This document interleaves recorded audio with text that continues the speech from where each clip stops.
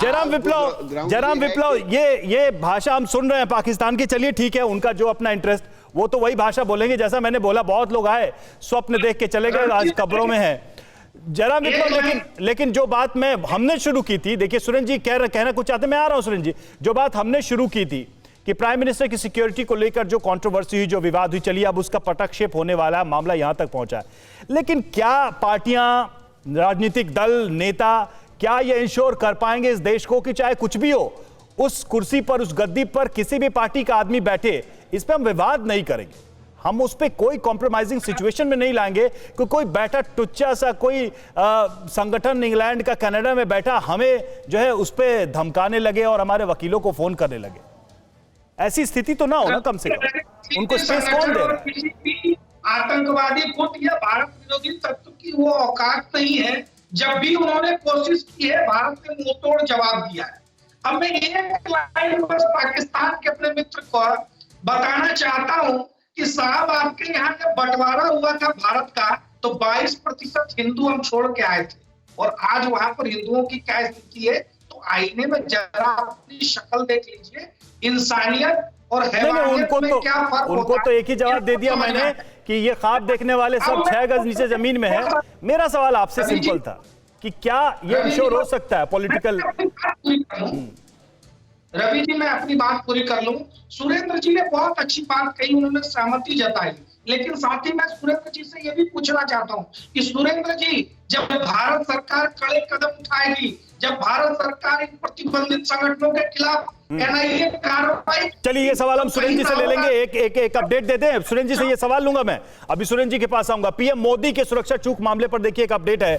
पंजाब के सीएम चरणजीत सिंह चन्नी के खिलाफ सुप्रीम कोर्ट में याचिका गई है। याचिका में चन्नी के खिलाफ आपराधिक कार्रवाई की मांग की गई है। सुरक्षा चूक मामले की जांच एनआईए से कराने की मांग की गई है। पंजाब पुलिस की भूमिका की जांच कराने की मांग की गई है। सुप्रीम कोर्ट के वकील नीरज कुमार ने यह याचिका दायर की है। तो देखिए अब यह मामला कोर्ट में, और कोर्ट में एक के बाद एक कई याचिकाएं दायर की जा रही है, जिसमें पंजाब सरकार, पंजाब पुलिस भी सवालों के घेरे में है, एक्शन की मांग की जा रही है। सुरेंद्र जी, चलिए ठीक है, बात जो हुई सो हुई, अब मामला कोर्ट में है, सुनवाई चल रही है, सारी रिपोर्ट जा रही है, कमेटी जांच करेगी, निर्णय होगा।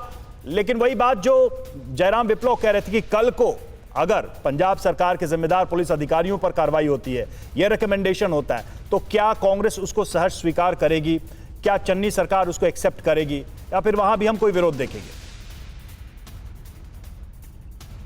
संविधान सम्मत और सुप्रीम कोर्ट देश के अनुसार जितनी भी बातें होंगी, वो सारी की सारी बातें पार्टी भी मानेगी और पंजाब सरकार भी मानेगी। और हमें दुख है इस बात का कि भारतीय जनता पार्टी और भारतीय जनता पार्टी के कुछ ईमानदार सत्ता समर्थक चैनल आज की डेट में भारतीय जनता पार्टी के वितंडावाद को फैलाने की कोशिश कर रहे हैं, उस झूठ को फैलाने की कोशिश कर रहे हैं जो कभी था ही नहीं।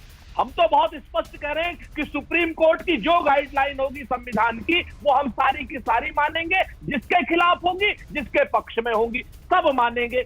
आज की डेट में जो आतंकी संगठन है, जो इंग्लैंड में बैठे हैं, कनाडा में बैठे हैं, पाकिस्तान में बैठे हैं, भारत सरकार की जिम्मेवारी है, एनआईए की जिम्मेवारी है कि उनको पकड़ करके हिंदुस्तान लाए और कानून के सम्मुख प्रस्तुत करे, ताकि इस तरीके की जो बातें वितंडावाद ये पाकिस्तानी लोग कर रहे हैं, इंग्लैंड में बैठे लोग कर रहे हैं, उनके खिलाफ एक कठोरतम कार्रवाई की जा सके। ये वो पाकिस्तान है। आपने बात करते करते मैं सुन रहा था आपकी बात, लेकिन आपने बीच में चैनलों का भी जिक्र कर लिया, आपने मीडिया हाउसेस का भी जिक्र कर लिया। हम तो सबसे आसान कंधा है, कोई बंदूक रख के चला देता है विप्लव जी, है ना, जिसको हमारी बात पसंद नहीं है वही हमारे कंधे का इस्तेमाल कर लेता है। देखिए, इस देश में कंधे मौजूद हैं, चाहे राजनीतिक दलों की शक्ल में हो या गीतकार और लेखकों के बुद्धिजीवियों की शक्ल में हो। कल इमरान खान ने जो ट्वीट किया, नहीं जयराम जी, मेरा प्रश्न ये है कि भाई प्रधानमंत्री की सुरक्षा में चूक हुई, अरे किसी से तो हुई होगी, लेकिन दोष मीडिया में सवाल पूछने वालों पर आ गया। देखिए सुरेंद्र जी हंस भी रहे हैं और ये बात कह भी रहे हैं। पाकिस्तान और भारत विरोधी। सुरेंद्र जी, आपको इतना आनंद क्यों आता है मीडिया वालों पे आरोप लगाने में? अरे बीजेपी पे लगाइए, आप जिनसे चुनाव लड़ रहे हैं, हमसे कौन सा चुनाव लड़ रहे हैं आप? इतना आनंदित होते हैं आप पत्रकारों पर आरोप लगा लगा के, इससे क्या हासिल करना चाहते हैं मेरी तो समझ में नहीं आता। मैं बताता हूं सर, बड़ी छोटी सी बात है। आप तो बहुत ख्याति लब्ध पत्रकार हैं सर, हम तो आप लोगों के सामने नतमस्तक रहते हैं। सत्ता के प्रति जो लोग भी ईमानदारी से अपना आचरण कर रहे हैं और काम कर रहे हैं, जो जनता के प्रति ईमानदारी से आचरण नहीं कर रहे हैं, उन पर सवाल अरे सर, जो विपक्ष में बैठता है ना, सुनिए सुरेंद्र जी, अरे नहीं, जो विपक्ष में बैठता है ना उसको सुनिए, तो जो विपक्ष में बैठता है उसको उसका दर्शन ही बदल जाता है। उसका दर्शन, सत्ता से बाहर होते ही उसका दर्शन बदल जाता है। ये भाषा आपकी आज है, कल आप सरकार में होंगे तो आपकी भाषा ये नहीं रहेगी। अन्ना आंदोलन में हमने देखा था, अन्ना आंदोलन में जब यूपीए की सरकार थी, कांग्रेस सत्ता में थी, वो भाषा अलग थी। आज भाषा अलग है। कहता हूं, आज केजरीवाल सत्ता में है तो आज भाषा अलग है, इसलिए मैं उस पर नहीं जाता। इसको मैं गंभीरता से नहीं लेता, आप आरोप लगा लीजिए, लेकिन प्रश्न ये है, सुनिए, प्रश्न ये है सुरेंद्र जी, मैं आप देखिए, आप काफी वरिष्ठ प्रवक्ता हैं और आप सालों से आपको हम सुन रहे हैं और आपसे हम लोगों का इंटरेक्शन ऐसे ही नहीं है, आपकी बातों को बहुत गंभीरता से लेते हैं, इसलिए मैं इस पर आपको रोकना जरूरी समझ रहा था कि देखिए, आप कल विपक्ष में होंगे, फिर सत्ता में आएंगे, फिर विपक्ष में होंगे, ये चलता रहेगा।